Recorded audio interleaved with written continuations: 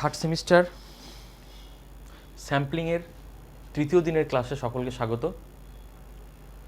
আমরা এই মুহূর্তে CC6 statistical methods in geography অর্থাৎ ভূগোলবিদ্যায় পরিসংখ্যানের প্রয়োগ এই অংশটির মধ্যে স্যাম্পলিং অর্থাৎ নমুনা এবং নমুনায়ন এই অংশের মধ্যে আমরা রয়েছি, যেখানে আমরা বিগত দুদিনে যেগুলো পড়েছি সেটা হচ্ছে নমুনা কী, নমুনায়ন কী এবং নমুনায়ন সম্পর্কিত বিভিন্ন যে শব্দ সেই শব্দগুলো আমরা শিখেছি। তো আজকে স্যাম্পলিংয়ের তৃতীয় দিনের ক্লাসে তার আগে দু নম্বর দিনে আমরা যেটা করেছিলাম, তার আগে দ্বিতীয় দিন আমরা যেটা করেছিলাম সেটা ছিল significance of sampling in geography অর্থাৎ ভূগোলবিদ্যায় নমুনায়নের তাৎপর্য কী, এবং তার সাথে আমরা করেছিলাম টাইপস অফ স্যাম্পলিং অর্থাৎ স্যাম্পলিং বা নমুনায়নের যে প্রকারভেদ বা বিভিন্ন যে ধরন সেটা। তো সেখানে সেই জিনিসটা আমি আজকে একবার দেখিয়ে দিচ্ছি যে আগের লাস্ট আমরা কোথায় গিয়ে পড়াটা ছেড়েছিলাম, যে ক্লাসটা কোথায় গিয়ে আমরা শেষ করেছিলাম। সেখান থেকে ছিলাম কি টাইপস অফ স্যাম্পলিং অর্থাৎ নমুনায়নের প্রকারভেদ। সেখানে আমরা দেখেছিলাম নমুনায়ন দুই ধরনের হয়, একটা হচ্ছে প্রবাবিলিটি স্যাম্পলিং, একটা হচ্ছে নন প্রবাবিলিটি স্যাম্পলিং। অর্থাৎ একটা সম্ভাবনা নমুনায়ন, একটা হচ্ছে নিঃসম্ভাবনা নমুনায়ন। যেখানে আমরা সম্ভাবনা নমুনায়ন বলতে বুঝেছিলাম যে যখন কোনো নমুনায়ন বা নমুনা চিহ্নিতকরণের ক্ষেত্রে যখন প্রত্যেকটা নমুনার সমান সুযোগ থাকে সিলেক্ট হওয়ার, তখন সেটাকে আমরা বলছিলাম প্রবাবিলিটি স্যাম্পলিং বা সম্ভাবনা নমুনায়ন। কি বললাম, যে যখন আমরা প্রবাবিলিটি স্যাম্পলিং আমরা করতে যাব, প্রবাবিলিটি স্যাম্পলিং কথার অর্থ হচ্ছে যে সেখানে প্রত্যেকটা স্যাম্পলিংয়ের বা প্রত্যেকটা স্যাম্পলিং যে এলিমেন্টগুলোর প্রত্যেকটার কিন্তু ইকুয়াল চান্স থাকে সিলেক্ট হওয়ার, সেটা ছিল প্রবাবিলিটি স্যাম্পলিং। আর নন প্রবাবিলিটি স্যাম্পলিং মানে হচ্ছে যখন আমি নিজে অর্থাৎ যে সার্ভে করতে যাচ্ছে সে যখন নিজের নমুনা আগে থেকেই সিলেক্ট করে রাখবে যে আমি কোন নমুনাগুলোকে নেবো, কোন ক্যাটাগরির মানুষকে আমি সার্ভে করব, সেটা যখন প্রি ডিটারমাইন্ড অর্থাৎ আগে থেকে স্থির থাকবে, অর্থাৎ সেখানে কিন্তু প্রত্যেকটা নমুনার কিন্তু সমান সুযোগ থাকে না, তার সিলেক্ট হওয়া তার বাছাই করার জন্য সমান সুযোগ থাকে না, তখন সেটা ছিল নন প্রবাবিলিটি স্যাম্পলিং বা নিঃসম্ভাবনা নমুনায়ন। সেখানে আমরা দেখেছিলাম কি প্রবাবিলিটি স্যাম্পলিংয়ের কতগুলো সাব ডিভিশন বা কতগুলো উপবিভাগ কিন্তু রয়েছে। সেই বিভাগগুলো কী কী? প্রবাবিলিটি স্যাম্পলিংকে আমরা ভাগ করছি 1, 2, 3, 4, 5, 6টি ভাগে। প্রবাবিলিটি স্যাম্পলিংয়ের টোটাল ভাগ হচ্ছে আমার 6টি। তো সেখানে আমরা কি দেখেছিলাম, প্রবাবিলিটি স্যাম্পলিংকে আমরা 6 ভাগে ভাগ করতে পারছি। এক হচ্ছে র্যান্ডম স্যাম্পলিং, 2 হচ্ছে স্ট্র্যাটিফাইড র্যান্ডম স্যাম্পলিং। কি দেখলাম? Random sampling, stratified random sampling, cluster sampling, systematic sampling, multi stage sampling এবং মাল্টিফেজ স্যাম্পলিং। এই 6টা ছিল আমার র্যান্ডম স্যাম্পলিংয়ের ভাগ, যেখানে বাংলাগুলো হচ্ছে দৈবচৈত নমুনায়ন, স্তরিত দৈবচৈত নমুনায়ন, গুচ্ছ নমুনায়ন, নিয়মানুক্রমিক নমুনায়ন, বহুস্তরযুক্ত নমুনায়ন এবং বহু পর্যায়িক নমুনায়ন। এই 6টা ছিল প্রবাবিলিটি স্যাম্পলিংয়ের ভাগ। আর নন প্রবাবিলিটি স্যাম্পলিংয়ের ভাগকে আমরা কী করেছিলাম?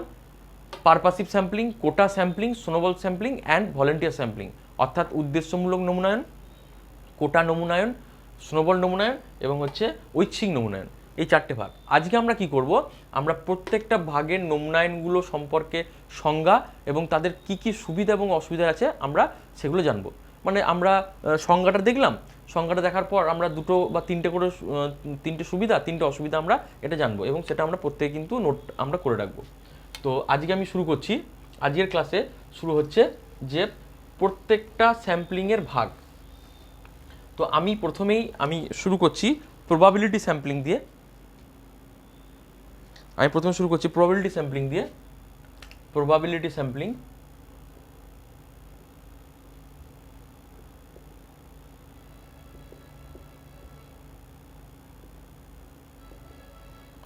প্রবাবিলিটি স্যাম্পলিং এর প্রথম ভাগটা হচ্ছে র্যান্ডম স্যাম্পলিং,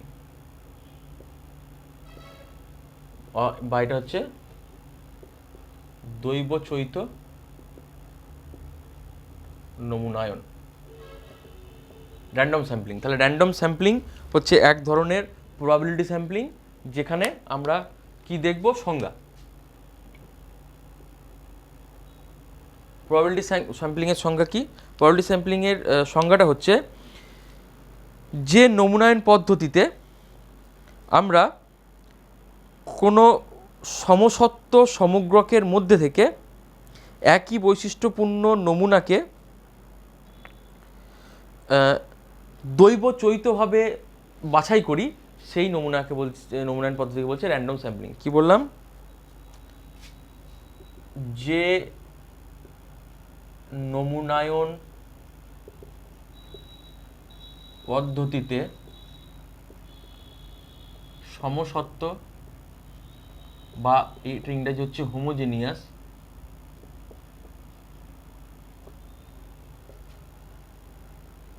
সমগ্রক থেকে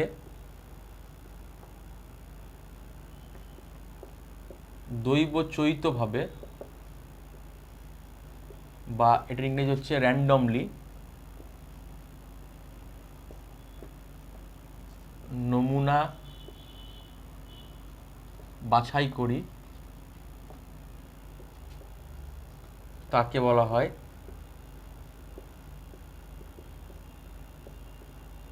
দৈবচৈত নমুনায়ন। কি বললাম সংজ্ঞাটা? সংজ্ঞাটা হচ্ছে যে নমুনায়ন পদ্ধতিতে, অর্থাৎ যে স্যাম্পলিং মেথডে সমসত্ব সমগ্রক থেকে, এটা খুব একটা ইম্পর্ট্যান্ট একটা শব্দ, সমসত্ব সমগ্রক। সমসত্ব সমগ্রক মানে যে হোমোজেনিয়াস পপুলেশন, আমি বলছি, আমি আসছি পরে এটা। হোমোজেনিয়াস পপুলেশনটা বা সমসত্ব সমগ্রক বলতে কি বোঝাচ্ছে?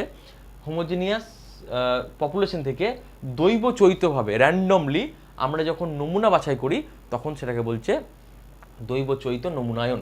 আরবার রিপিট করছি, যে নমুনায়ন পদ্ধতিতে সমসত্ব সমগ্রক থেকে দৈবচৈতভাবে নমুনায়ন বাছাই করা হয় তাকে বলা হয় দৈবচৈত নমুনায়ন।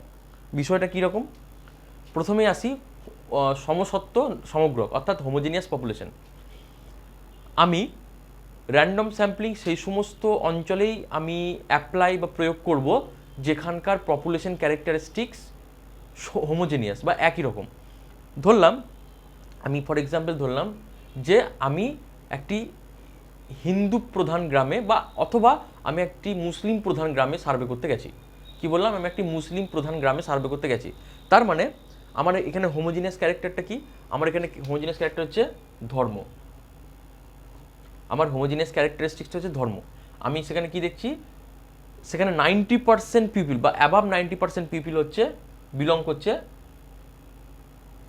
মুসলিম রিলিজিয়ান থেকে। তাহলে আমার এখানে হোমোজেনিয়াস পপুলেশন হচ্ছে 90% বা অ্যাবাভ 90% পপুলেশন হচ্ছে মুসলিম পপুলেশন। তাহলে আমি কি পেয়ে গেলাম? একটা সমসত্ব সমগ্রক পেয়ে গেলাম, হোমোজেনিয়াস পপুলেশন পেয়ে গেলাম। সেই হোমোজেনিয়াস পপুলেশন থেকে আমি কতজন মুসলিম পপুলেশনকে সার্ভে করব সেটা আমি স্থির করলাম আমার টোটাল পপুলেশন কত হয় তার উপর। আমি ধরলাম সেখানে সাপোজ 500 জন মুসলিম পপুলেশন রয়েছে। কি বললাম? সেখানে আমি সাপোজ দেখলাম 500 জন আমার মুসলিম পপুলেশন আছে। এবার 500 জন মুসলিম পপুলেশনের মধ্যে আমি ক্যালকুলেশন করে জানতে পারলাম আমি সেখানে হয়তো 195টা মুসলিম পপুলেশনকে সার্ভে করব। 500 মুসলিম পপুলেশন আছে, আমি বললাম সেখানে 195 জন মুসলিম পপুলেশনকে আমি সার্ভে করব। তাহলে কি করব?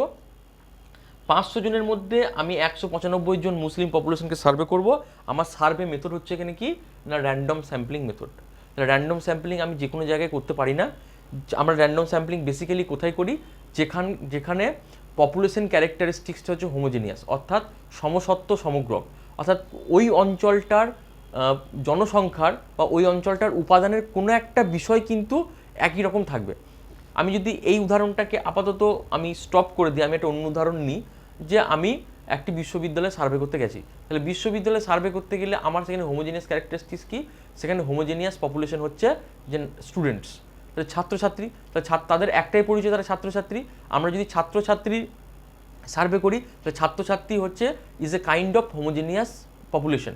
আমরা যদি সেখানকার শিক্ষকদেরকে সার্ভে করি তাহলে পুরো টিচার গ্রুপটা হচ্ছে একটা হোমোজেনিয়াস পপুলেশন। তাহলে আমাদেরকে র্যান্ডম স্যাম্পলিং করতে হলে প্রথমেই আইডেন্টিফাই করতে হবে যে ওই মানে পপুলেশনটা যেন হোমোজেনিয়াস হয়। হোমোজেনিয়াস হলেই তবে সেখানে আমি র্যান্ডম স্যাম্পলিংটা আমি সাকসেসফুলি অ্যাপ্লাই করতে পারবো। তাহলে এখানে আমি আমার উদাহরণে এবার ফিরে আসি। তাহলে আমি কি উদাহরণ দিলাম, যে আমি একটি মুসলিম প্রধান গ্রামে সার্ভে করতে গেছি যেখানে মুসলিম পপুলেশন 90% অর অ্যাবাভ 90%।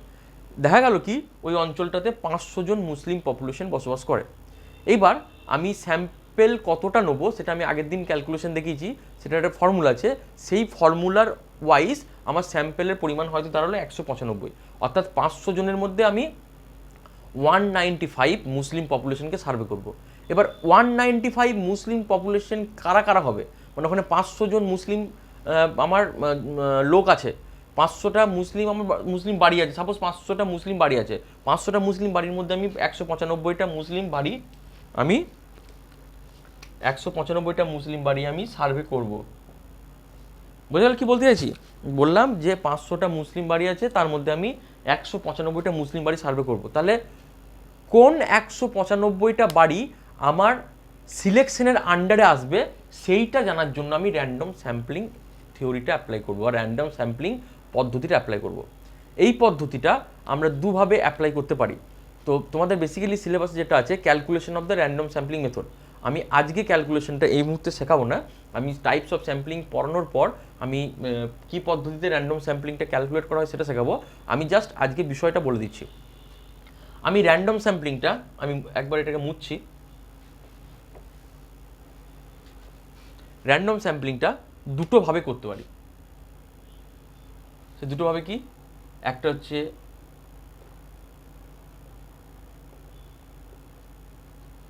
লটারি মেথডে করতে পারি, আর দ্বিতীয় হচ্ছে টিপেটস টেবিল মেথডে করতে পারি। তাহলে কি দেখলাম, র্যান্ডম স্যাম্পলিং করার জন্য আমি দুটি মেথড কিন্তু অ্যাপ্লাই করতে পারি, একটা হচ্ছে লটারি মেথড আর একটা হচ্ছে টিপেটস টেবিল মেথড। তো আমি তোমাদেরকে এই মেথডটা বেসিক্যালি আমার স্যাম্পলিংয়ের টাইপস পড়ানো হয়ে গেলে, সেটা হয়তো আজকের ক্লাসে হবে না, আমি টিপেটস টেবিল মেথডে কীভাবে র্যান্ডম স্যাম্পলিং করা হয় সেটা তোমাদেরকে আমি শেখাবো। কিন্তু বেসিক্যালি আমি দুটোকে আজকে বলছি যে লটারি মেথডে আমি র্যান্ডম স্যাম্পলিং কীভাবে সিলেক্ট করব। আমি কি উদাহরণ নিয়েছিলাম, 500টা মুসলিম বাড়ি মধ্যে আমি সার্ভে করছি 195টা বাড়ি। এবার এই 195টা বাড়ি কোন বাড়িগুলো হবে, 500টা বাড়ি তো আমি নিচ্ছি না, 195, তাহলে ওই 500টার মধ্যে কোন 195টা বাড়ি আমি তুলবো র্যান্ডমলি, সেইটা আমি দুটো মেথডেই করতে পারি। তাহলে প্রথমে লটারি মেথডে বলি। লটারি মেথডে কী করলাম না, 500টা বাড়ির আমি গৃহকর্তা অর্থাৎ বাড়ির যে প্রধান তার নাম আমি সিলেক্ট করলাম। তাহলে আমার হাতে 500টা বাড়ির ফ্যামিলি মেম্বারের যে হেড তার নাম আমি নিলাম। ওই 500টা নামকে আমি কি করলাম না, ছোট ছোট কাগজের মধ্যে, যেটা মানে আমরা ওই কাগজ ভাঁজ করে আর কি, বেসিক্যালি যেটা যেরকম হয় ছোট কাগজ চিরকুট, আমি একটা এক্সাম্পল দিচ্ছি।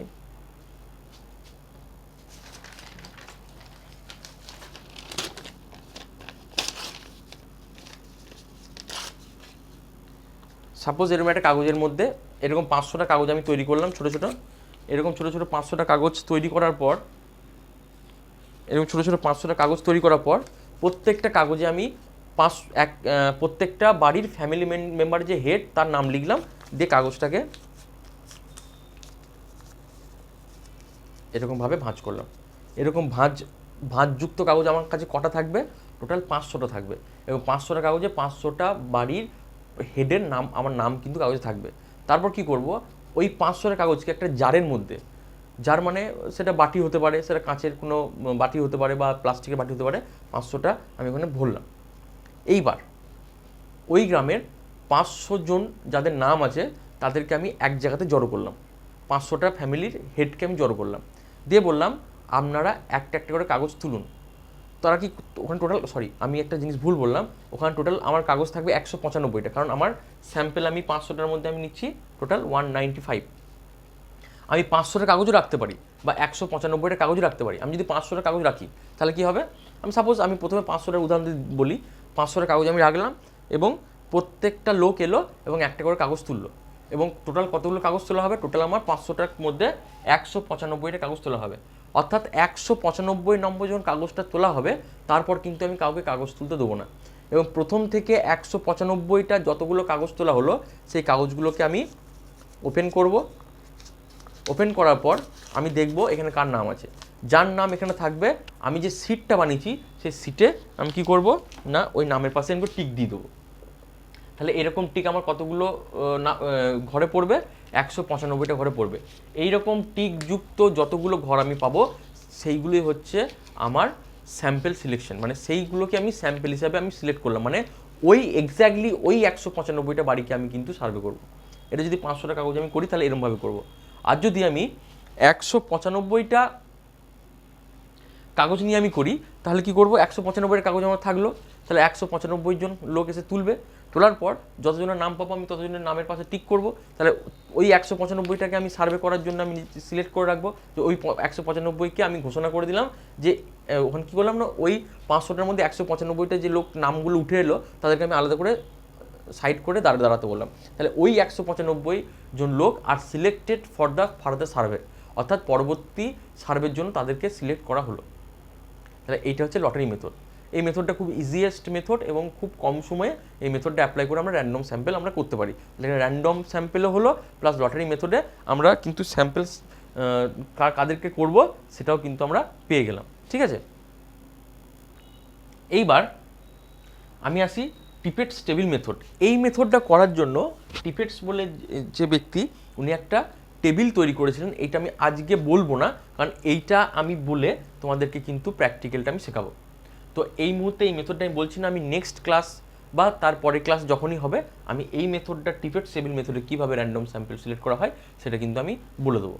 ঠিক আছে, তো এই মেথডটা আমি আজকে আসছি না, যেখানে আমি একটা কথা বলতে পারি, যেখানে একটা টেবিল থাকে, যে টেবিলে অনেকগুলো র্যান্ডমলি নাম্বার কিন্তু থাকে, সেই নাম্বারের বেসিসে আমরা কিন্তু র্যান্ডম স্যাম্পল সিলেক্ট করবো। আমি একটা উদাহরণ দিয়ে একটা কাজ তোমাদেরকে আমি দিয়ে দেবো, সেই কাজটা তোমরা প্র্যাকটিক্যালি করে আমাকে সাবমিট করবে। হলো, তাহলে টিপেটস টেবিল মেথডেও কিন্তু র্যান্ডম স্যাম্পল সিলেক্ট করা যায়। এবার এখন সংজ্ঞা জানার পর তাহলে আমি প্রথমে কি জানলাম, র্যান্ডম স্যাম্পলিংয়ের সংজ্ঞা দেখলাম,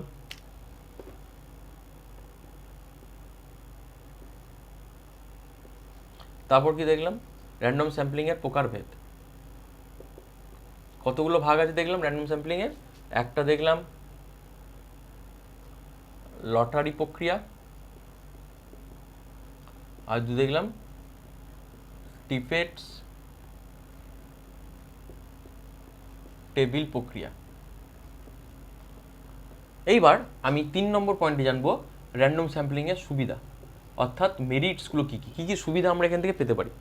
প্রথম সুবিধা, র্যান্ডম স্যাম্পলিংয়ে কী দেখলাম না, প্রত্যেকটা স্যাম্পেলের কিন্তু ইকুয়াল চান্স থাকে সিলেক্ট হওয়ার। মানে ওই যে লটারি মেথড আমি করলাম, যখন প্রথম কাগজটা তোলা হবে ওখানে কিন্তু 500 জনেরই নাম থাকা 500 জনের নাম থাকার সম্ভাবনা হচ্ছে 500 জনই কিন্তু ভাববে আমার নাম আছে কিন্তু একটাই নাম, কিন্তু 500 জনের মনের মধ্যে এই সম্ভাবনা তাদের তৈরি হবে, যেখানে আমার কিন্তু প্রত্যেকের নাম থাকার সম্ভাবনা সেখানে তৈরি হয়। আমি একদিন বলেছিলাম যে ওই কাগজটার মধ্যে কার নাম আছে 500 জনই ভাববে কিন্তু আমার নাম আছে, কিন্তু নাম আছে কিন্তু একজনের। তাহলে সবার যেই ভাবার যে ইয়েটা, মানে কি বলবো, প্রক্রিয়াটা, যে সবাই ভাবছে আমার নাম আছে, সেই জন্য এটাকে বলছে প্রবাবিলিটি স্যাম্পলিং, অর্থাৎ প্রত্যেকের সম্ভাবনা আছে সিলেক্ট হওয়ার। তাহলে প্রথম 1 নম্বর সুবিধা হচ্ছে প্রতিটি নমুনার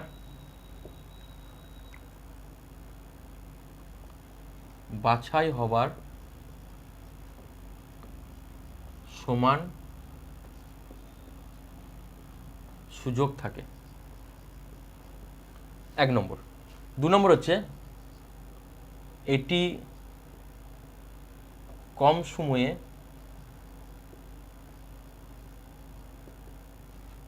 নমুনা বাছাইয়ে সাহায্য করে। ভূগোলবিদ্যায়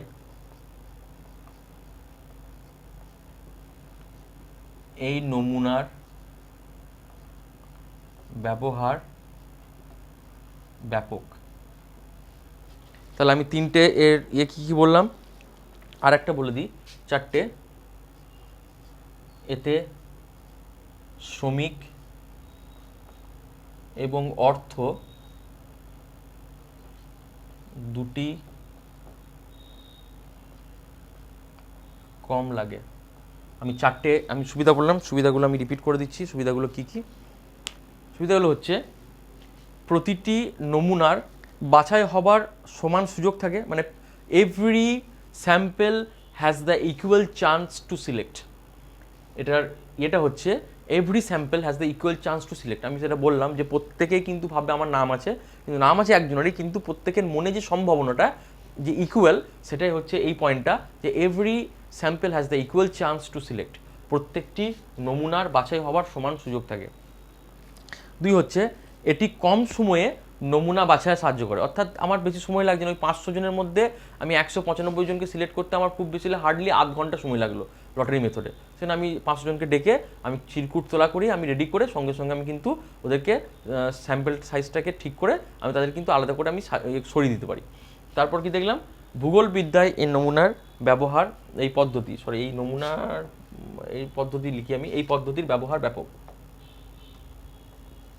অর্থাৎ ভূগোলে যখন আমরা সার্ভে করতে যাই, কোনো ভূগোলে সার্ভে করতে গেলে বেসিক্যালি আমরা যে সার্ভেটা করি সেটা হচ্ছে আর্থসামাজিক জরিপ কার্য। অর্থাৎ কোনো একটি অঞ্চলে অর্থনৈতিক এবং সামাজিক বৈশিষ্ট্য জানতে চাই। তো অর্থনৈতিক সামাজিক বৈশিষ্ট্য জানতে চাইলে আমরা বেসিক্যালি যে সার্ভেটা করি সেটা হচ্ছে হোমোজিনিয়াস কোনো রুরাল এরিয়া বা হোমোজিনিয়াস কোনো আরবান এরিয়াতে।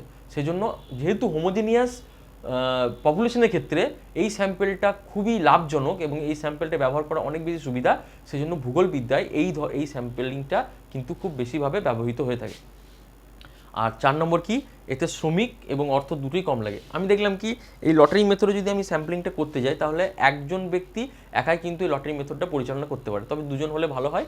তো সেই জন্য কি, মানে আমার হিউজ অ্যামাউন্ট অফ লেবার লাগে না, আর সেখানে লেবার যদি কম হয় তাহলে আমার সেখানে টাকাটাও খুব কম খরচা হয়, তাহলে সময় মানে অর্থ, সময় এবং শ্রমিক তিনটেই কিন্তু এখানে আমার কম লেগে থাকে। তাহলে এইগুলো হচ্ছে র্যান্ডম স্যাম্পলিং বা দৈবচরিত নমুনায়নের সুবিধা। এইবার আমরা আসবো এই স্যাম্পলিংয়ের মধ্যে কি কি অসুবিধা বা কি কি ডিসঅ্যাডভান্টেজ থাকতে পারে। তাহলে প্রথমে ডিসঅ্যাডভান্টেজ যেটা থাকতে পারে, যেটা আমি বারবার প্রথম ইয়েতেই বলে আসছিলাম, সুবিধা হলো, এবার ঘ হচ্ছে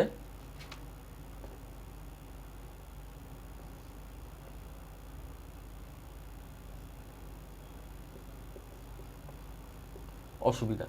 প্রথম অসুবিধা হচ্ছে আমরা দেখেছি র্যান্ডম স্যাম্পলিং সেই সমস্ত অঞ্চলে প্রয়োগ করা সম্ভব যেখানে পপুলেশন ক্যারেক্টার হোমোজিনিয়াস, অর্থাৎ মানে সমগ্র কিন্তু সেখানে একই রকমের বৈশিষ্ট্য থাকতে হবে। কিন্তু যদি সেটা হেটেরোজেনিয়াস হয়, যদি অসমসত্ব হয়, তাহলে কিন্তু র্যান্ডম স্যাম্পলিং করাটা খুব ডিফিকাল্ট হয়ে যায়। তাহলে কি অসমসত্ব সমগ্রকের ক্ষেত্রে, সমগ্রকের এটার ইংরেজি টার্মটা আমি বলে দিচ্ছি, হেটেরোজেনিয়াস পপুলেশন।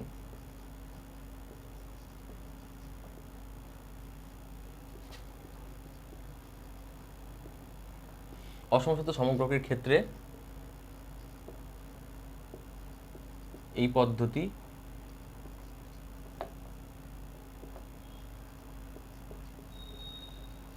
কার্যকর হয় না।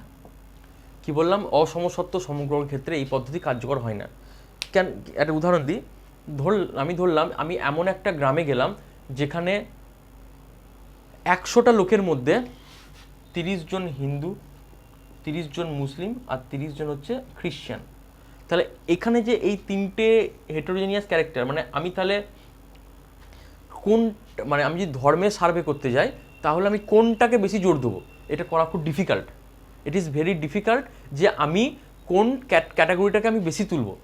এখানে আমি যেহেতু মানে হোমোজিনিয়াস ক্যারেক্টার নেই, আমি কি দেখছিলাম যদি আমার 90 জনের মধ্যে আমার যদি 70 জনই যদি হিন্দু হয় তাহলে সেটা একটা হোমোজিনিয়াস ক্যারেক্টার আমি পেতে পারি, বা 70 জনই যদি মুসলিম হয় তাহলে সেটা একটা হোমোজিনিয়াস ক্যারেক্টার, বা 70 জনই যদি আমার খ্রিশ্চান হয় সেটা হোমোজিনিয়াস ক্যারেক্টার। কিন্তু তিনটে যদি সমানভাবে বিলং করে তাহলে কিন্তু র্যান্ডম স্যাম্পলিং করাটা কিন্তু একটু ডিফিকাল্ট হয়ে যায়। তাহলে প্রথমেই আমার যেটা অসুবিধা, প্রথম অসুবিধা হচ্ছে হেটেরোজেনিয়াস অসমসত্ব সমগ্রকের ক্ষেত্রে এটা আমার করাটা নির্ভরযোগ্য হয় না, বা সেটা আমার এই পদ্ধতিটা খুব বেশি কার্যকর হয় না। এইবার 2 নম্বর,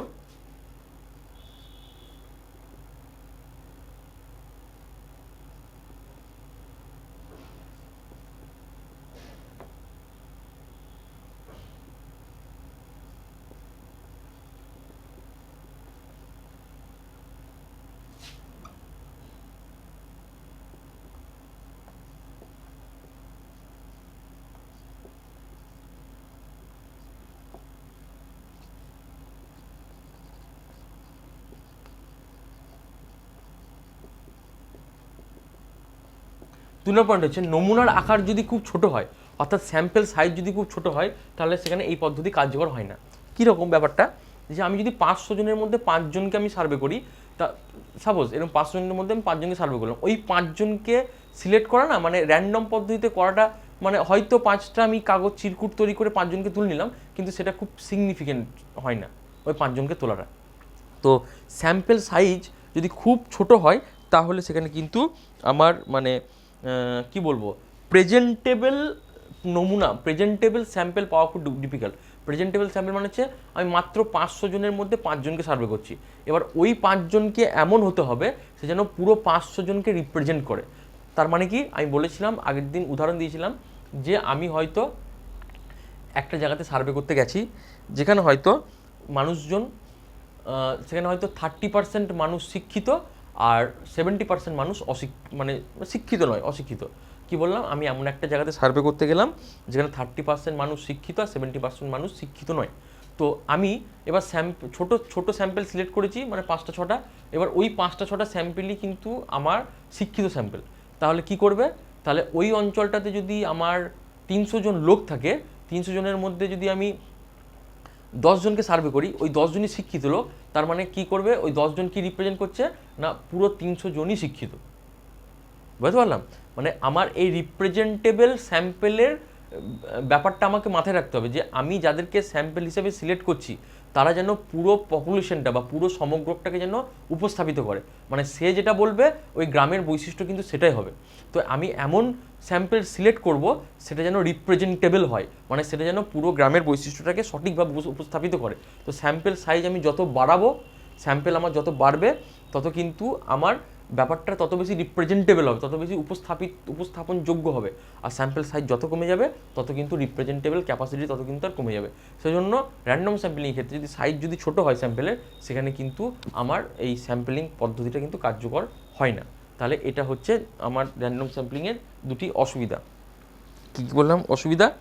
প্রথম অসুবিধা বললাম যে অসমসত্ব সমগ্রকের ক্ষেত্রে এই পদ্ধতি কার্যকর হয় না, আর নমুনার আকার খুব ক্ষুদ্র হলে এই পদ্ধতি কার্যকর হয় না। মানে এই দুটো অসুবিধা থাকলে কিন্তু আমরা এই পদ্ধতি আমরা কিন্তু অ্যাপ্লাই করতে পারবো না। বেশ, তাহলে এটা গেল আমার দৈবচরিত নমুনায়নের সংজ্ঞা, তার প্রকারভেদ, তার সুবিধা এবং তার অসুবিধা। এটা গেলো 1 নম্বরে র্যান্ডম স্যাম্পলিং। এবার আমরা আছি 2 নম্বর স্যাম্পলিংয়ে।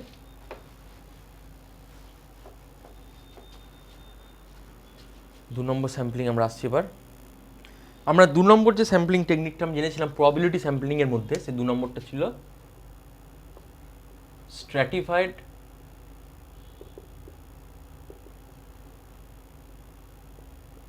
র্যান্ডম স্যাম্পলিং, অর্থাৎ এর বাংলা যদি হয় স্তরিত দৈবচরিত নমুনায়ন। স্ট্র্যাটিফাইড র্যান্ডম স্যাম্পলিং খুব ইন্টারেস্টিং স্যাম্পলিং। এটা আমি প্রথম সংজ্ঞাটা বলি। সংজ্ঞাটা হচ্ছে এরকম যে কোনো অসমসত্ব সমগ্রকে বিভিন্ন স্তরে বিভক্ত করে প্রতিটি স্তর থেকে দৈবচরিতভাবে নমুনা বাছাই করলে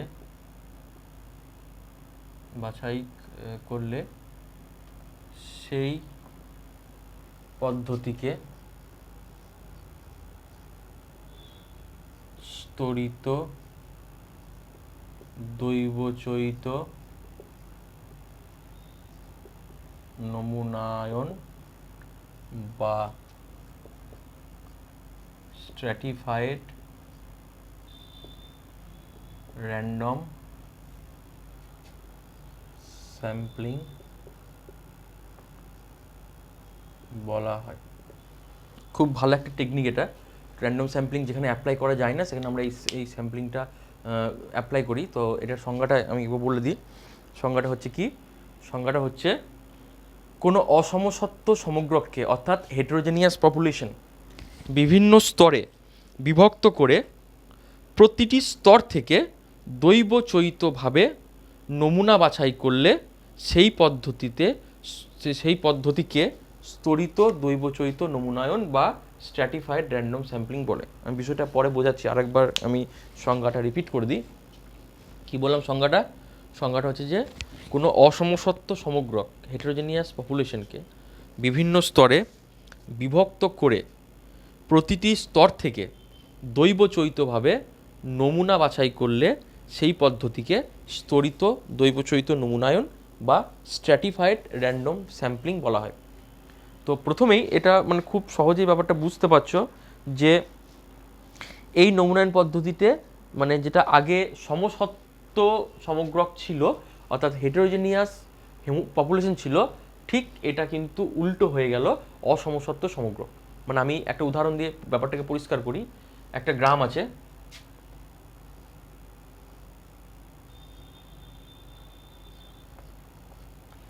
এই গ্রামে আমি অকুপেশনাল স্ট্রাকচার নিয়ে সার্ভে করতে যাচ্ছি।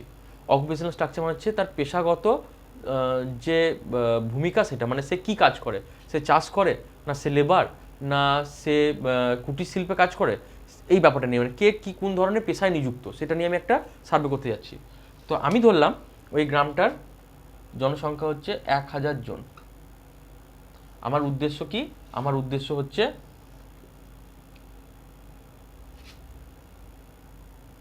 পেশাগত বৈশিষ্ট্যের জরিপ কার্য, অর্থাৎ অকুপেশনাল স্ট্রাকচার কি সেটা নিয়ে আমি জরিপ করতে চলেছি। কে কি কাজ করে, কে চাষ করে, কে ব্যবসা করে, কে লেবার, কে কুটির শিল্পে কাজ করে, কে বড় শিল্পে কাজ করে, কে ইট ভাটাতে কাজ করে, এই ধরনের আমি এটা সার্ভে করতে যাচ্ছি। তো আমার গ্রামের পপুলেশন হচ্ছে 1000 এবং ওই গ্রামটাতে আমি করতে যাচ্ছি পেশাগত বৈশিষ্ট্য নিয়ে আমি জরিপ কার্য করতে যাচ্ছি। এইবার আমি দেখলাম, আমি কি করলাম, আমি প্রথমে কিছু স্তরে ভাগ করব। স্তরগুলো কি কি? আমি সাপোজ আমি ধর্মর দিক থেকে ব্যাপারটা সুবিধা হবে, আমি প্রথমে হিন্দু, মুসলিম ও অন্যান্য বলে আমি 3টে স্তর করলাম। প্রথম স্তর, দ্বিতীয় স্তর, তৃতীয় স্তর। এইবার হিন্দুদের মধ্যে আমি কে কতজন কিছু কাজ করে, আমি হিন্দুদের মধ্যে আমি হয়তো নিলাম 90 জনকে, মুসলিমদের মধ্যে 90 জনকে, এদের মধ্যে 90 জনকে। তাহলে টোটাল আমার স্যাম্পল সাইজ কত হলো? টোটাল পপুলেশন হচ্ছে আমার 1000, অর্থাৎ পপুলেশন বা ইউনিভার্স যেটা সমগ্রক, সে সমগ্রকের সাইজটা হচ্ছে 1000। সেই 1000 সমগ্রককে আমি 3টি স্তরে ভাগ করলাম ধর্মের দিক থেকে, হিন্দু, মুসলিম এবং অন্যান্য। তাহলে আমার এই রিকোয়ারমেন্টটা ফুলফিল হলো। স্ট্র্যাটিফাইড, এই ব্যাপারটা আমার সমস্যার সমাধান হলো। আমি স্ট্র্যাটিফাইড করলাম বা স্তর আমি তৈরি করলাম 3টে স্তর। এইবার ওই 3টে স্তরের মধ্যে আমি কি করলাম, স্যাম্পল সাইজ ঠিক করলাম। হিন্দুদের থেকে আমি 90 জনকে সার্ভে করব, এটা হচ্ছে স্যাম্পল সাইজ। হিন্দুদের থেকে আমি 90 জনকে সার্ভে করব, মুসলিমদের থেকে আমি 90 জনকে করব এবং অন্যান্য ধর্ম থেকে আমি 90 জনকে করব। তাহলে এই যে 90 জন প্রত্যেকটা স্তর থেকে আমি নিয়েছি, হিন্দুদের কোন 90 জনকে আমি সার্ভে করব সেইটা আমি কিন্তু র্যান্ডম স্যাম্পলিং মেথডে করলাম। আমি কি বোঝাতে পারলাম? আমি প্রথমে স্তরে ভাগ করলাম যে 1000 জন পপুলেশনকে, 1000 জন জনসংখ্যাকে আমি ধর্মের দিক থেকে 3টে স্তরে ভাগ করলাম, হিন্দু, মুসলিম, অন্যান্য। আমি স্থির করলাম যে আমি হিন্দুদের, যতজন হিন্দু গ্রামে আছে আমার, তার থেকে আমি সাপোজ আমি ধরলাম এই গ্রামে 300 জন হিন্দু, 300 জন মুসলিম, 600 আর 400 জন আছে আদার্স। 3টে আলাদা আলাদা ধর্মের লোক এত সংখ্যায় আছে। 300 জন হিন্দু আছে, 300 জন মুসলিম আছে, 400 জন আছে অন্যান্য ধর্মের লোক। সেই 300 জন হিন্দুর মধ্যে আমি 90 জনকে সার্ভে করব, 300 জন মুসলিমের মধ্যে আমি 90 জনকে সার্ভে করব এবং 400 জন অন্যান্য ধর্মের লোককে আমি 90 জনকে সার্ভে করব। তাহলে টোটাল স্যাম্পল সাইজ কত আমার? 270। তাহলে 270 জনকে আমি টোটাল সার্ভে করছি 1000-এর মধ্যে। তাহলে 1000-এর মধ্যে আমি 270 জনকে সার্ভে করলাম, সেই 270 জনকে আমি 3টে স্তরে ভাগ করলাম, হিন্দু, মুসলিম এবং অন্যান্য। তাহলে এই যে 3টে স্তরে ভাগ করলাম, তাহলে স্ট্র্যাটিফাইড হলো। এইবার প্রত্যেকটা স্তর থেকে যে 300টা হিন্দুর মধ্যে 90টা যে হিন্দুকে নিয়েছি, সেই 90টা হিন্দু কোন 90টা হিন্দু সেইটা আমি র্যান্ডম স্যাম্পলিং মেথডে করলাম। সেটা লটারি মেথডেও করতে পারি, টিপেট স্টেবিল মেথডেও করতে পারি। আমি লটারি মেথডই সাপোজ ধরলাম যে হিন্দুদের জন্য আমি 90টা চিরকুট বানালাম, মুসলিমদের জন্য আমি 90টা চিরকুট বানালাম এবং অন্যান্য ধর্মের জন্য আমি 90টা চিরকুট বানালাম। দেখি আমি 300 জন হিন্দুকে ডেকে 90টা চিরকুট আমি তোলা করালাম। তাহলে যে 90টা চিরকুট আমি তোলা করালাম সেই 90 জনকে আমি আলাদা করে হিন্দু লোক আলাদা করে দিলাম। যে 90টা মুসলিমকে আমি তোলা করালাম সেই মুসলিমগুলোকে আমি আলাদা রাখলাম, আর অন্যান্য ধর্মের লোক যারা আছে তাদেরকে আমি আলাদা করে সেই 90টাকে আলাদা আলাদা করলাম। তাহলে আমার কাছে 3টে স্যাম্পল সাইজ কিন্তু চলে এলো, 90 জন হিন্দু, 90 জন মুসলিম, 90 জন আদার কাস্ট। ওই 90 জন হিন্দু, 90 জন মুসলিম এবং 90 জন আদার কাস্টকে আমি কিন্তু সার্ভে করব। তাহলে আমার এখানটা কী দাঁড়ালো, যে স্ট্র্যাটিফাইড অর্থাৎ স্তর তৈরি করে, স্তর আমি 3টে করেছি, হিন্দু, মুসলিম, অন্যান্য। 3টে স্তর থেকে আমি র্যান্ডমলি, মানে আগের প্রক্রিয়ায়, মানে প্রথম যে প্রক্রিয়াটা পড়ে এলাম সেটা লটারি মেথডই হোক বা টিপেট স্টেবিল মেথডই হোক, আমি 90টা হিন্দু, 90টা মুসলিম, 90টা অন্যান্য আমি সার্ভে করলাম। তাহলে এটা কেন মানে অনেক ভালো প্রক্রিয়া, কারণ যেখানে পপুলেশনটা হোমোজেনিয়াস নয়, সেখানে হয়তো বিভিন্ন ধর্মের লোক বসবাস করে, বিভিন্ন মানে পেশাগত লোক বসবাস করে, সেই সমস্ত জায়গাতে এই স্যাম্পলিং পদ্ধতিটা ব্যবহার করা কিন্তু অনেক বেশি লাভজনক এবং অনেক বেশি রিলায়েবল, অনেক বেশি বিশ্বাসযোগ্য।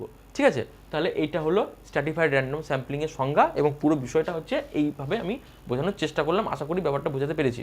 এবার আমি প্রথমেই জানবো এর সুবিধা অসুবিধাগুলো, এবার দ্বিতীয় পর্যায়ে জানবো এর সুবিধা অসুবিধা।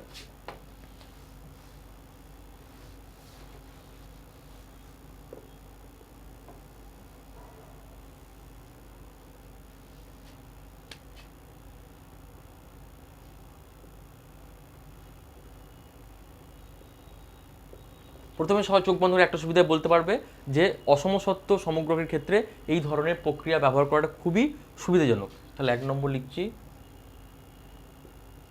অসমসত্ব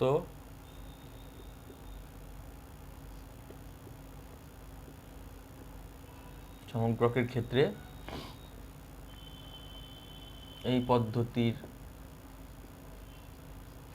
ব্যবহার খুবই সুবিধাজনক। সরি,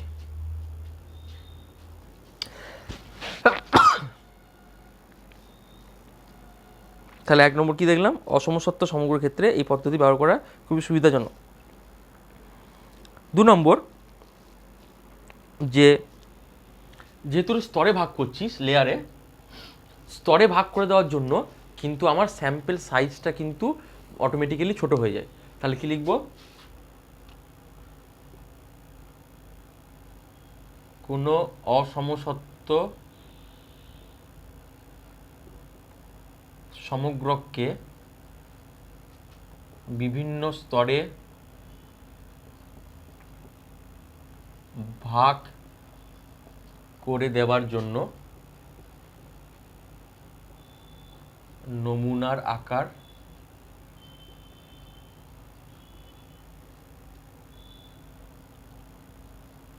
ছোট হয়ে যায়।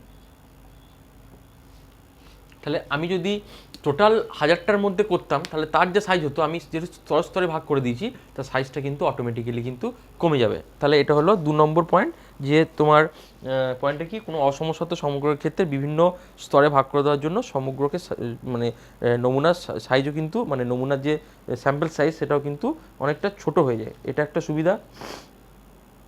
আর কি সুবিধা থাকতে পারে, আর সুবিধা থাকতে পারে যে যেহেতু আমরা স্তরে ভাগ করছি সেজন্য প্রত্যেকটা স্তরের কিন্তু আমার কাছে সঠিক ইনফরমেশন থাকছে, মানে প্রত্যেকটা ধর্মের জন্য কোন কোন মানুষ কী পেশা নিযুক্ত, মানে আরও ডিটেলিংটা আমি ভালো পাবো, মানে বিস্তারিত বিবরণটা অনেক বেশি আমার কাছে পরিষ্কার হয়ে থাকে। তাহলে 3 নম্বর আমি করতে পারি কি, বিভিন্ন স্তরে সমগ্রক ভাগ হওয়ায় কোনো অঞ্চলের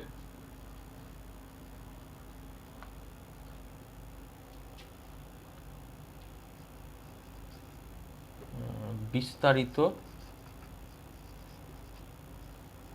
বিবরণ পাওয়া ক্ষেত্রে এই পদ্ধতি খুবই ভরসাযোগ্য। দেখো, আমরা যদি টোটাল 1000টা পপুলেশনের মধ্যে র্যান্ডমলি আমরা 270টা নিতাম, সেটাতে ইনফরমেশন আমার যতটা আসতো, আমি যেহেতু 3টে ধর্মে আলাদা আলাদা ধর্মে ভাগ করে দিয়েছি, তার ইনফরমেশন পাওয়াটা কিন্তু আমার কাছে অনেক বেশি আসবে এবং প্রত্যেকটা স্তরের কিন্তু আমি ডিটেলিংটা আমি পেয়ে যাচ্ছি সেখানে। তাহলে আমার 3টে সুবিধা কী কী পেলাম? আমি সুবিধা পেলাম যে অসমসত্ব সমগ্রকের ক্ষেত্রে এই পদ্ধতির ব্যবহার খুবই সুবিধাজনক। কোনো 2 নম্বর হচ্ছে কোনো অসমসত্ব সমগ্রককে বিভিন্ন স্তরে ভাগ করে দেওয়ার জন্য নমুনার আকার ছোট হয়ে যায়। আর 3 নম্বর হচ্ছে বিভিন্ন স্তরে সমগ্রক ভাগ হওয়ায় কোনো অঞ্চলের বিস্তারিত বিবরণ পাওয়ার ক্ষেত্রে এই পদ্ধতি খুবই ভরসাযোগ্য। তাহলে আরেকবার রিপিট করে দিচ্ছি 3টে পয়েন্ট কী কী? যে অসমসত্ব সমগ্রকের ক্ষেত্রে এই পদ্ধতি ব্যবহার খুবই সুবিধাজনক। 2 হচ্ছে কোনো অসমসত্ব সমগ্রককে বিভিন্ন স্তরে ভাগ করে দেবার জন্য নমুনার আকার ছোট হয়ে যায়। আর বিভিন্ন স্তরে সমগ্রক ভাগ হওয়ায় কোনো অঞ্চলের বিস্তারিত বিবরণ পাওয়ার ক্ষেত্রে এই পদ্ধতি খুবই ভরসাজনক। এবার আসছি আমি এর অসুবিধাগুলোতে।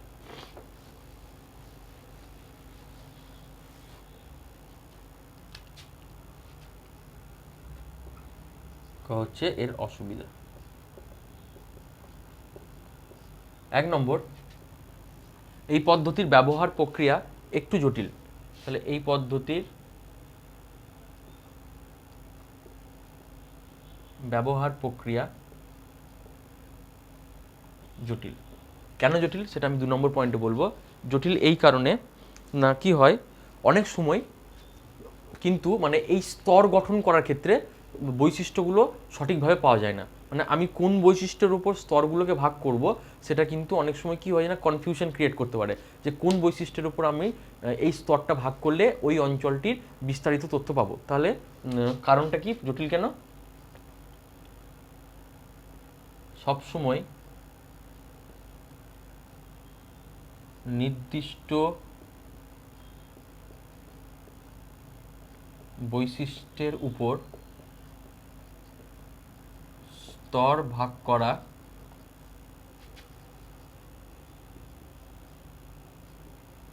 সম্ভবপর হয় না। যদি অঞ্চলটা খুবই বেশি ডাইভার্সিফাইড হয়, মানে সেখানে অনেক রকম মানুষ সেখানে আছে, সেখানে কিন্তু এই স্তরটা ভাগ করা কিন্তু আমাদের পক্ষে খুবই ডিফিকাল্ট হয়ে পড়ে। 3 নম্বর কি, এই পদ্ধতি করতে গেলে আমার কিন্তু অভিজ্ঞ গবেষক হওয়া কিন্তু খুব দরকার। মানে অভিজ্ঞ গবেষক হওয়া দরকার মানে হচ্ছে ওই অঞ্চলটা সম্পর্কিত বিস্তারিত নলেজ বা জ্ঞান থাকা অত্যন্ত আবশ্যক। 2 হচ্ছে সেই গবেষক যদি স্তরবিন্যাসের সঠিক বৈশিষ্ট্য ধরতে না পারে তাহলে কিন্তু এই স্যাম্পলিং করাটা খুব ডিফিকাল্ট হয়ে যায়। তাহলে কি অভিজ্ঞ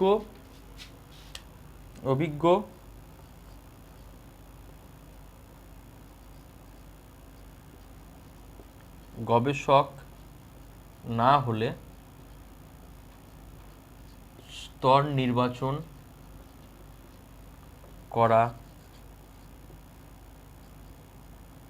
করার সময় জটিলতার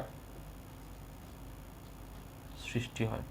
কি বললাম? অভিজ্ঞ গবেষক না হলে স্তর নির্বাচন করার সময় জটিলতার সৃষ্টি হয়। তাহলে 3টে অসুবিধা আমি বললাম। 3টে অসুবিধা কি কি? 3টে অসুবিধা হচ্ছে এই পদ্ধতি ব্যবহার প্রক্রিয়া জটিল। এবার কেন জটিল সেটা 2 নম্বরে আমি বলেছি যে সবসময় নির্দিষ্ট বৈশিষ্ট্যের উপর স্তর ভাগ করা সম্ভবপর হয় না। মানে সবসময় ক্লাসিফিকেশন আমি যেটা করব, যে স্ট্র্যাটা বা স্তর তৈরি করব, সেটা সবসময় মানে পসিবল হয় না ভাগ করা। আর 3 নম্বর কি, অভিজ্ঞ যদি গবেষক না হয় তাহলে অনেক সময় স্তর নির্বাচন করা তার পক্ষে সম্ভব হয় না বা অনেকটা জটিল হয়ে পড়ে। ঠিক আছে? তাহলে এইটা হচ্ছে আমার সেকেন্ড যেটা তোমার ক্লাসিফিকেশন হচ্ছে কি না, স্ট্র্যাটিফাইড র্যান্ডম স্যাম্পলিং, তার সংজ্ঞা, সুবিধা এবং তার অসুবিধা। এবার আমরা আসবো 3 নম্বর স্যাম্পলিং প্রক্রিয়ায়।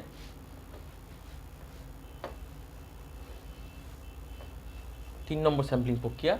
তো 3 নম্বর স্যাম্পলিং প্রক্রিয়া আমি কি লিখেছিলাম ওখানে, আমি ওখানের সাথে আমি না মিলিয়েও আমি করে দিচ্ছি এখানে। সিস্টেমেটিক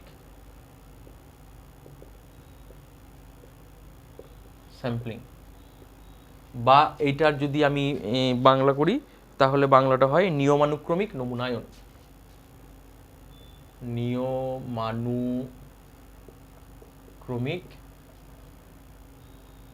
নমুনায়ন, এটাও কিন্তু এক ধরনের প্রবাবিলিটি স্যাম্পলিংয়ের মধ্যে পড়ে। সেখানে কি হয়, মানে স্যাম্পলিংটা আমি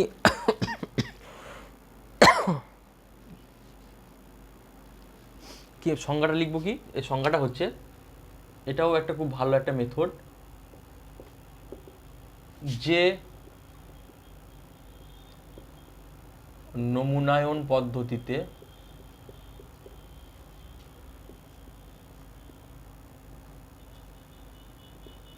পূর্ব নির্ধারিত তালিকা থেকে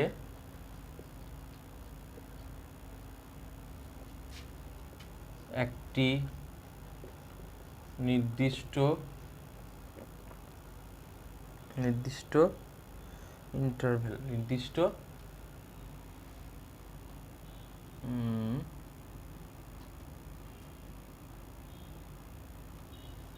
একটি নির্দিষ্ট ইন্টারভ্যালটা হচ্ছে একটি নির্দিষ্ট ব্যবধানে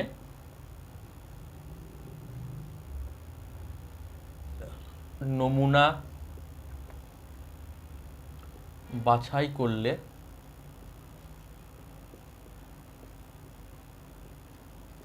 সেই পদ্ধতিকে বলা হয় নিয়মানুক্রমিক নমুনায়ন।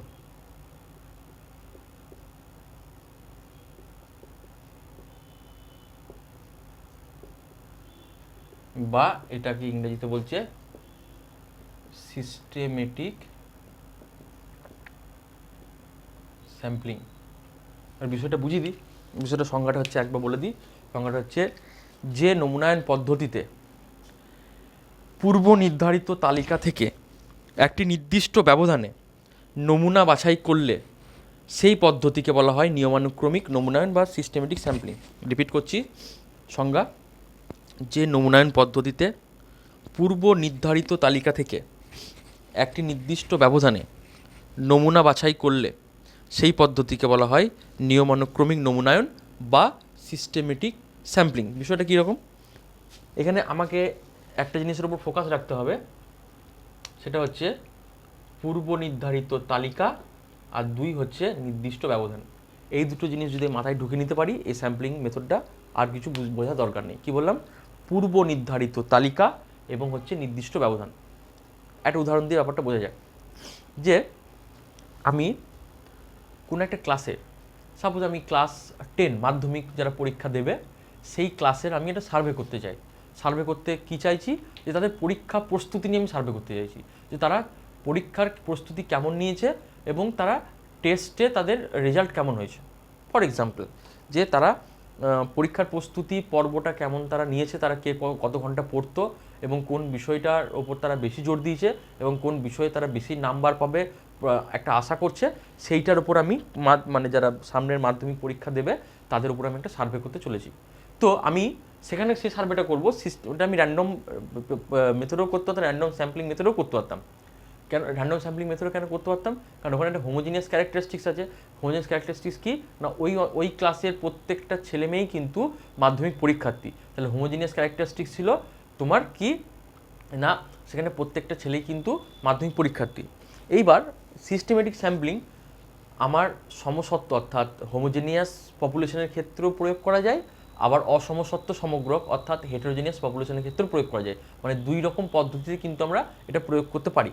তো আমরা জাস্ট একটা এক্সাম্পল নিলাম, যে এই সামনের বছর যারা মাধ্যমিক পরীক্ষা দেবে তাদের পরীক্ষা প্রস্তুতির ওপর আমরা একটা সার্ভে করব, যেখানে আমি সিস্টেমেটিক স্যাম্পলিং পদ্ধতিতে সার্ভে করব, তাহলে আমার কাছে একটা তালিকা রয়েছে। তালিকাটা কি না, আমি ওদের অ্যাটেন্ডেন্স খাতা থেকে প্রত্যেকের নাম এবং রোল নাম্বারটা আমি আগে থেকে বের করে রেখেছি, যে ওখানে ওই ক্লাসে হয়তো 100 জন মাধ্যমিক পরীক্ষার্থী রয়েছে এবং 100 জনের নাম এবং রোল নাম্বার 1 2 3 4 করে 100টা পর্যন্ত নাম এবং রোল নাম্বার আমার হাতে রয়েছে। এবার আমি সিস্টেমেটিক পদ্ধতিতে, সিস্টেমেটিক স্যাম্পলিং মেথডে আমি এটা কীভাবে করব সেটা বলে দিই। যে আমি ঠিক করলাম রোল নাম্বার 1কে আমি সার্ভে করব, তারপর 5 ইন্টারভেল বা 5 এই যেটা ব্যবধান, 5 নির্দিষ্ট ব্যবধানে 5 রোল নাম্বার অন্তর অন্তর আমি সার্ভে করব। তাহলে তার পরের জন যাকে সার্ভে করব সেটা হচ্ছে রোল নাম্বার 5, তারপরের জন হচ্ছে রোল নাম্বার 10, তারপরের জন হচ্ছে রোল নাম্বার 15, রোল নাম্বার 20, 25, 30, এরকম করে আমি কতদূর পর্যন্ত যাব না রোল নাম্বার 100 পর্যন্ত আমি যাব। তাহলে আমি কী করলাম না, আমি বললাম যে ক্লাসের মধ্যে রোল নাম্বার যে 1 তাকে আমি আলাদা করে ডেকে নিলাম, রোল নাম্বার 5 আলাদা করে ডেকে নিলাম, রোল নাম্বার 10 আলাদা করে ডেকে নিলাম। তার মানে কি আমি একটা ইন্টারভেল এখানে ফিক্সড করে দিলাম, যে ইন্টারভেল বা যে নির্দিষ্ট ব্যবধান আমি একটা, যে রিসার্চার বা যে গবেষক সে সেই ব্যবধানটা ফিক্সড করে দেবে যে এই ব্যবধান অন্তর অন্তর আমি স্যাম্পেল তুলব। এটা দেখো বেসিক্যালি এটার মধ্যে একটা প্রশ্ন আসতে পারে, তাহলে এটা প্রবাবিলিটি স্যাম্পলিং নন প্রবাবিলিটি স্যাম্পলিং। তাহলে আমি তো আগে থেকে ঠিক করে দিচ্ছি প্রবাবিলিটি স্যাম্পলিং নন প্রবাবিলিটি স্যাম্পলিং। আমি আগে থেকে যেহেতু 5 রোল নাম্বার অন্তর অন্তর নিচ্ছি, তাহলে কিন্তু কোনো সম্ভাবনা নাই 2 3 4 এই রোল নাম্বারটা সিলেক্ট হওয়ার। এটা কিন্তু একটা কন্ট্রাডিকশন, যে 2 3 4 আমি যেহেতু আগে থেকে ঠিক করে দিচ্ছি রোল নাম্বার 5 এখানে সিলেক্ট হবে, তাহলে কিন্তু 2 3 4 এর সিলেকশনের সম্ভাবনা নেই। That is no probability of the selection of roll number 2 3 and 4। তাহলে এটা আমরা নন প্রবাবিলিটি স্যাম্পলিংয়ের ক্ষেত্রেও কিন্তু এই ব্যাপারটা আমরা অ্যাপ্লাই করতে পারি। কিন্তু যেহেতু মানে আমরা এখানে প্রবাবিলিটি স্যাম্পলিংয়ের মধ্যে এটা করেছি, সেজন্য আমরা কি বললাম যে একটা নির্দিষ্ট ইন্টারভেল এখানে ফিক্স করলাম, nth ইন্টারভেলটা কত না 5, যে 5 রোল নাম্বার অন্তর অন্তর আমি সবাইকে সিলেক্ট করে তাদের উপর আমি সার্ভে করলাম। এটা হচ্ছে সিস্টেমেটিক স্যাম্পলিং এবং তার উদাহরণ, মানে যে ব্যাপারটা আমি তোমাকে বললাম। এইবার এই স্যাম্পলিংয়ের সুবিধাগুলো কী কী, এই স্যাম্পলিংয়ের এবার সুবিধা। প্রথম সুবিধা,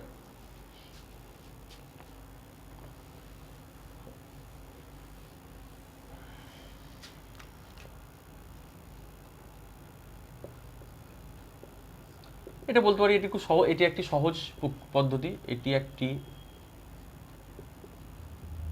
সহজ পদ্ধতি, এক নম্বর। 2 নম্বর আমি কি বলতে পারি, 2 নম্বর আমি বলতে পারি যে এই পদ্ধতিতে শ্রমিক এবং অর্থ তিনটেই কিন্তু কম লাগে। এই পদ্ধতিতে সময়, শ্রমিক এবং অর্থ তিনটি কম প্রয়োজন হয়। অর্থাৎ যে কোনো একজন কিন্তু গিয়েই এই সার্ভেটা আমি করে নিতে পারবো, একজন বা দুজন গিয়ে করতে পারবো।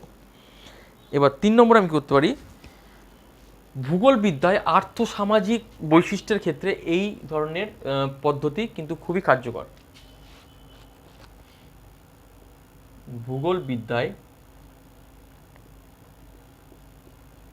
কোনো অঞ্চলের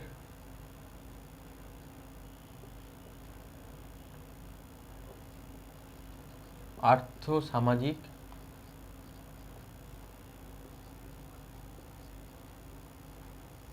বৈশিষ্ট্য নির্ণয়ের ক্ষেত্রে এই পদ্ধতি খুবই কার্যকর। তাহলে কি হলো, 3টে বৈশিষ্ট্য আমি বললাম কি কি না, এটি একটি সহজ পদ্ধতি, 2 হচ্ছে এই পদ্ধতিতে সময়, শ্রমিক এবং অর্থ তিনটি কম প্রয়োজন হয়, আর 3 নম্বর হচ্ছে ভূগোলবিদ্যায় কোনো অঞ্চলের আর্থসামাজিক বৈশিষ্ট্য নির্ণয়ের ক্ষেত্রে এই পদ্ধতি খুব কার্যকর। আর এই পদ্ধতিতে যে রেজাল্ট বেরোয় সেটাও কিন্তু মানে ভরসাযোগ্য। তাহলে আমি 4 নম্বর একটা দিতে পারি, এই পদ্ধতিতে প্রাপ্ত ফলাফল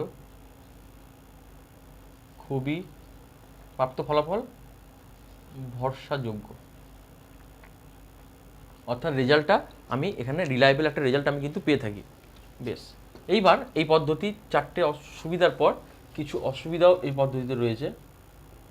প্রথম অসুবিধা হচ্ছে আমি প্রথমে কী করলাম, রোল নাম্বার 1কে নিলাম, রোল নাম্বার 5কে নিলাম। এবার দেখা গেল রোল নাম্বার 5 সেরকমভাবে কিন্তু তার রিপ্রেজেন্টেশন ক্যাপাসিটি নেই, সেটা হয়তো রোল নাম্বার 3 বা 4 ছিল। কি বললাম, রোল নাম্বার 1-এর পর আমি চলে যাচ্ছি রোল নাম্বার 5-এ। তাহলে রোল নাম্বার 1-কে সার্ভে করে মোটামুটি ক্লাসের একটা বৈশিষ্ট্য পাওয়া গেল, কারণ রোল নাম্বার 1 পড়াশোনায় ভালো, সে ভীষণ ভালো রিপ্রেজেন্টেশন করতে পারবে। কিন্তু রোল নাম্বার 5 যতটা বেশি রিপ্রেজেন্টেশন ক্যাপাসিটি ছিল, তার থেকে হয়তো রোল নাম্বার 3-র ক্যাপাসিটিটা অনেক বেশি ভালো ছিল। কিন্তু রোল নাম্বার 3টা আমি এখানে স্কিপ করেছি, আমি যেহেতু 5 ইন্টারভেল নিয়েছি, রোল নাম্বার 3টা এখানে ধরাই পড়েনি, কিন্তু এর রিপ্রেজেন্টেশন ক্যাপাসিটিটা 5-এর থেকে অনেক ভালো। তাহলে কি হচ্ছে না, যে রেজাল্ট আমি পাচ্ছি, রেজাল্টের মধ্যে বায়াসনেস থেকে যাচ্ছে। যদিও ঠিক রেজাল্ট দেয়, কিন্তু যেহেতু যদি মাঝের কোনো ব্যক্তি বা মাঝের কোনো পপুলেশন স্যাম্পল যদি অনেক বেশি রিপ্রেজেন্টেবল হয়, তাহলে কিন্তু এই পদ্ধতিতে সেটা ধরা পড়ে না। তাহলে প্রথম অসুবিধা হচ্ছে ব্যবধান পূর্ব নির্ধারিত হওয়ায়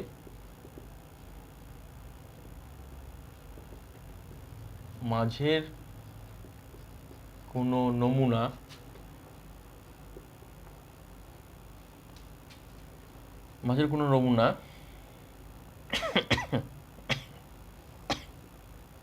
খুব ভালো উপস্থাপন যোগ্য হলেও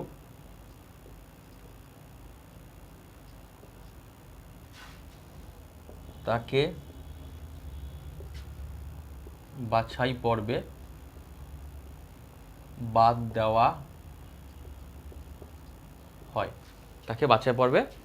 দেওয়া হয়। এটা হলো প্রথম অসুবিধা। 2 নম্বর অসুবিধা হচ্ছে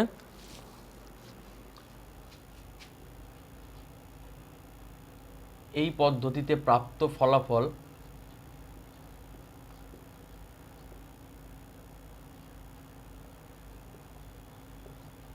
নির্ভুল হয় না। প্রাপ্ত ফলাফল 100% নির্ভুল হয় না। 3 নম্বর আমি কি বলবো, যে এই পদ্ধতিতে আমরা কি দেখলাম না, মানে কি বলবো, মানে আগে থেকে তৈরি করা যে লিস্টটা, মানে পূর্ব নির্ধারিত তালিকাটা, সেই তালিকাটা খুব দরকার। কারণ ওই তালিকা যদি আমার হাতে না থাকে, তাহলে কিন্তু আমি এটা করতে পারবো না। তাহলে অনেক সময় কি হয় না, পূর্ব নির্ধারিত তালিকা আমার অনেক সময় কি মানে কালেকশন করা সম্ভব হয় না। তাহলে সেক্ষেত্রেও আমি তখন এই পদ্ধতিটা আমি অ্যাপ্লাই করতে পারছি না। তাহলে 3 নম্বর আমি কি বলতে পারি, যেহেতু পূর্ব নির্ধারিত তালিকা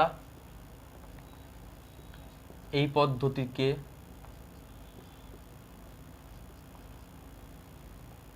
ভীষণভাবে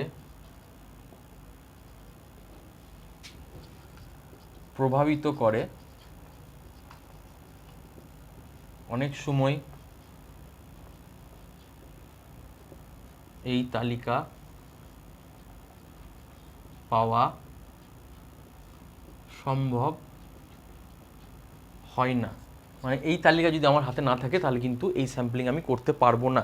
তাহলে আমার এই পদ্ধতির অসুবিধাগুলো কি কি?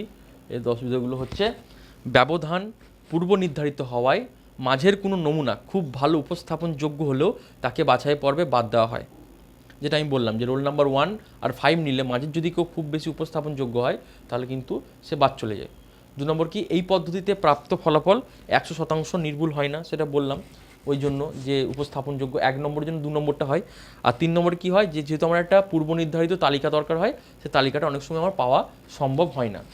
তো এটাগুলো হচ্ছে অসুবিধা। তো আজকে আমরা 3টে স্যাম্পলিং টেকনিক সম্পর্কে জানলাম। একটা হচ্ছে র্যান্ডম স্যাম্পলিং, তার সংজ্ঞা, প্রকারভেদ, সুবিধা অসুবিধা। 2 নম্বর কি জানলাম, স্ট্র্যাটিফাইড র্যান্ডম স্যাম্পলিং, সেটা সুবিধা অসুবিধা। এবং 3 নম্বর জানলাম, সেটা হচ্ছে সিস্টেমেটিক স্যাম্পলিং বা নিয়মানুক্রমিক নমুনায়ন। আমি একটা কাজ দিয়ে দিচ্ছি, কাজটা হচ্ছে র্যান্ডম স্যাম্পলিং এবং স্ট্র্যাটিফাইড র্যান্ডম স্যাম্পলিংয়ের পার্থক্য কী, সেই পার্থক্যটা করতে হবে। সেই পার্থক্যটা আমি আজকে বলছি না, আমি পরের ক্লাসে বলবো। যে প্রবাবিলিটি স্যাম্পলিং অর্থাৎ র্যান্ডম স্যাম্পলিং আর স্তরিত স্ট্র্যাটিফাইড র্যান্ডম স্যাম্পলিং, দুটোর মধ্যে পার্থক্য। একটা হচ্ছে, আমি পার্থক্যটার পয়েন্টগুলো বলে দিয়ে যাচ্ছি। কি বললাম, দৈব চয়িত নমুনায়ন আর হচ্ছে স্তরিত দৈব চয়িত নমুনায়ন। এই দুটোর মধ্যে পার্থক্য করতে হবে। প্রথমে আমি কি করব, সংজ্ঞাটা বলবো, তারপর কি বলবো, সমগ্রকের বৈশিষ্ট্য। আজকের ক্লাসে বলে দিচ্ছি পার্থক্যটা। সমগ্রকের বৈশিষ্ট্য কি হবে, এটা হচ্ছে সমসত্ব হতে হবে, এটা অসমসত্ব হতে হবে। তারপরে এর কিছু সুবিধা বলবো, দুটো সুবিধা বলবো, এরও দুটো সুবিধা বলবো, আর এরও দুটো অসুবিধা বলবো, এরও দুটো অসুবিধা বলবো। তাহলে প্যারামিটার কি কি, পার্থক্যের ভিত্তিগুলো কি কি দিলাম, সংজ্ঞা, দুটোর সংজ্ঞা লিখবো, ডেফিনেশন লিখবো। বৈশিষ্ট্য কি, জৈবচরিত নমুনায়ন সবসময় সমসত্ব সমগ্রকের জন্য ব্যবহার করা হয়, আর স্তরিত জৈবচরিত নমুনায়ন আমাদের অসমসত্ব উপাদানের ক্ষেত্রে ব্যবহার করা হয়। এর সুবিধা কি কি দুটো লিখবো, অসুবিধা কি দুটো করে লিখবো। ঠিক আছে, তো আজকে আমি আপাতত ক্লাস এখানে শেষ করছি। প্রবাবিলিটি স্যাম্পলিংয়ের আমরা তিনটে ভাগ আজ আমরা পড়লাম, পরের দিন 3টে ভাগ আমরা পরের ক্লাসে আমরা আবার পড়বো। ঠিক আছে, সকলকে ধন্যবাদ।